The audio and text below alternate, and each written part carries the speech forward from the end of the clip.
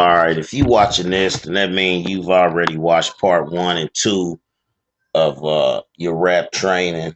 And this is what I do in the studio or anywhere else. Uh, if you are watching this, though, you on a good channel. I just want you to know, just for benefit purposes, let me hang my phone up. My kids gonna knock the phone off. All right, here we go. First off, I just want to tell you, when you battling, when you performing, when you freestyling, when you recording, you need to really speak clear. I mean, it's going to be detrimental to projects you do. It's going to be detrimental to the time you spend in the studio. It's going to be detrimental to your liking it after it's done, the other way other people view it. So, you always want to be clear on what you say. Make sure you say your words very clear. Uh, Now, a lot of people write different ways. I tend to write a certain way for myself. It's easy for me. But what I found out is a lot of times when writing music, you tend to write uh, some material, and if you put it down and don't come like right back to it or record it immediately, then you somewhat lose it. You either forget how you did it, you come to a part and don't remember how you said it. So what I do is, it was always good for me, I always use marks.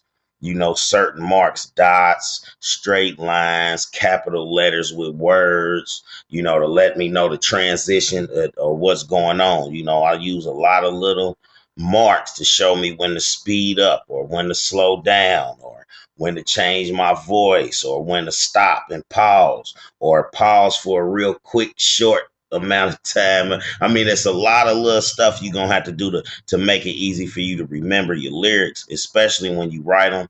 And if you write into a beat, you always want to, I mean, as many marks as you can use. Try to write the name of the track that you're using. Write the name of the track into, the corner or something, who made the track, something to make you remember what you wrote this about. So, you wanna stay on top of that. And when you writing your music, it's starting out, you want to be real simple. You don't want to do too much, trying to overdo it.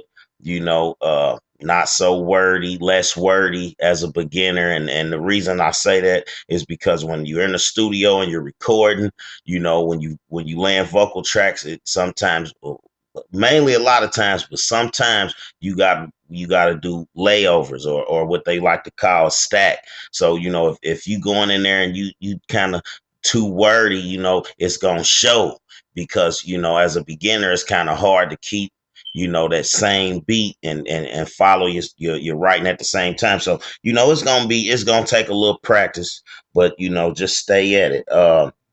And raw when recording. I mean, go raw when you record. Don't worry about radio. Don't worry about mom and dad. I mean, because you doing this for you. If this is what you want to do, go raw. And then the studio, after you done, engineers, they can always go back and edit.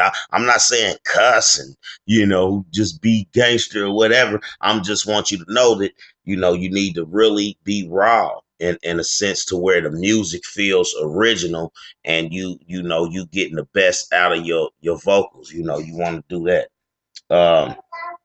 And then I mean, I can't stress it enough. You gonna want to be clear. I mean, this section here is strictly on delivery. So, I want you to know you're gonna want to be clear, and you want to stay in control of your voice at all times. You know what I'm saying? A good way to do that, is it comes back to, our second part, freestyling, practice, because the more you practice, you learn how to breathe. You learn when to, slow down or stop. Sometimes you have to stop early at a, but it works. My point is, it works, and it makes your flow more consistent. So, when you learn how to breathe, the more you freestyle, it'll just come to you. It's kind of like Bruce Lee with karate.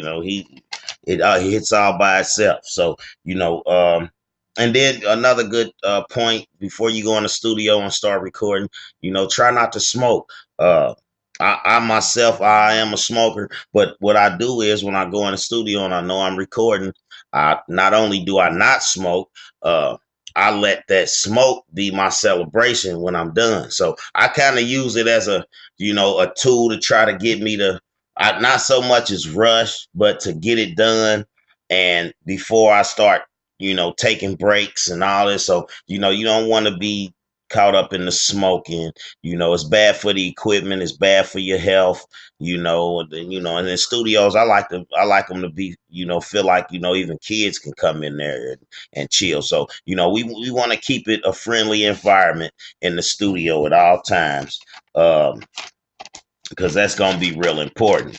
And I mean, when you in there, you're going to have engineers, you're going to have producers, other rappers, and as a beginner, a lot of people going to be willing to give their input. So, when you writing and you reciting, when you performing, you got to listen to what others hear. You got to listen to their ear as well, because the listener is always going to give you uh, an honest opinion on what they thought of your music. So at the end of the day, take advice. It might not always be good advice. I've had people come to me and they didn't like nothing about my music. So, but you got to get ready for that. You got to be ready for that. You got to take the advice. You got to accept it when it come. Constructive criticism, it never hurt anybody. So, and then, little stuff in the studio. I just, when recording, you might want to stand back off of the mic so much you don't want to cloud the mic or crowd the mic. JJ, watch out, sit down or something. You don't want to crowd the mic.